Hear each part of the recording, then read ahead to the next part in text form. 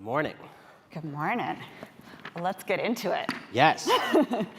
I always request, as a condition for talking about how business may not be the thing that's going to save us, I always request that someone from Coca-Cola go right before me.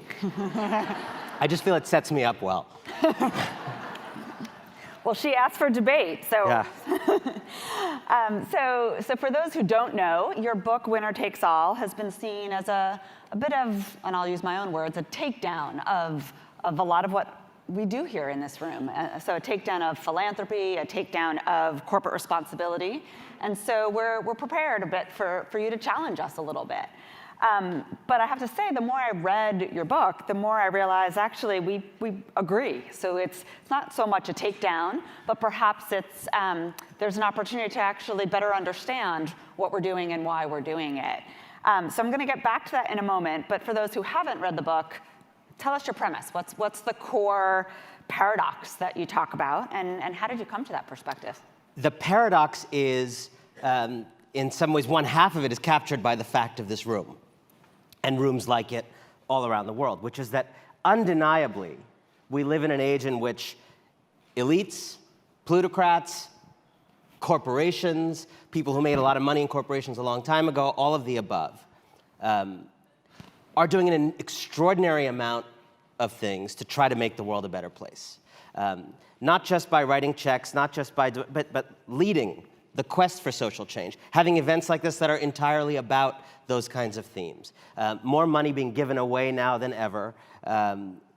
Every young person on a college campus that I meet, even the people going to Goldman Sachs, talk about now how they're doing it to change the world, which is fascinating. And you know, when you go to the mall, you can't avoid products that are changing the world. Bono is involved in all of that.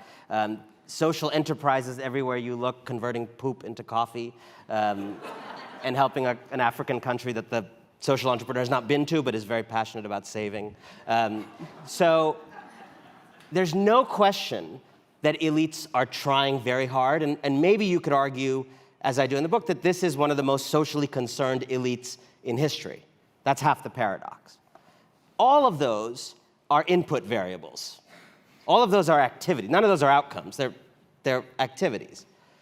Outcomes are, what does our society look like? And my book is about America, to be clear. It's not about everything, because you shouldn't write about everything. And in this country, if you look at the outcome variables, whatever is being thrown into the machine, what is coming out is the most unequal society in 100 years. A country where democracy, with a bit of a boost last night, but frankly not too reassuring a boost since 45% of people still voted for authoritarianism. A country where democracy is challenged. A country where a majority of people feel the system to be rigged in ways that they can't navigate. A world in which 82% of new wealth created last year went to the top 1%.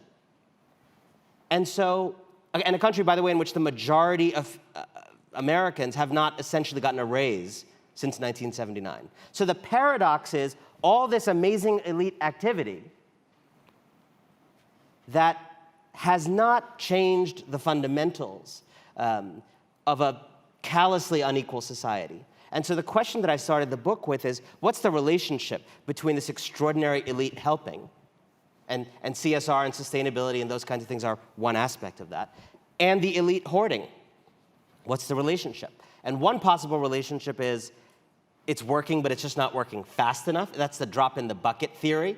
Elites are helping, they're making a difference. Each of these companies doing something different is slowly moving the needle, but the needle's too big. But another theory that I've tried to report, and I'm giving you the ideas today, but I'm a reporter, this is a reported book. I went on a journey of reporting and reporting on people in these worlds trying to do this work. The other possibility is that the kind of help, the kind of change that elites believe in, the kind of do-gooding, philanthropy, CSR, impact investing, social enterprise, those kinds of changes that are essentially within a market frame, market mentality, are intrinsically limited, because at bottom they are about changing the world in ways that keep the winner's world the same. changing the world in ways that do not change the fundamentals of the status quo that have allowed the winners to win and kept other people out.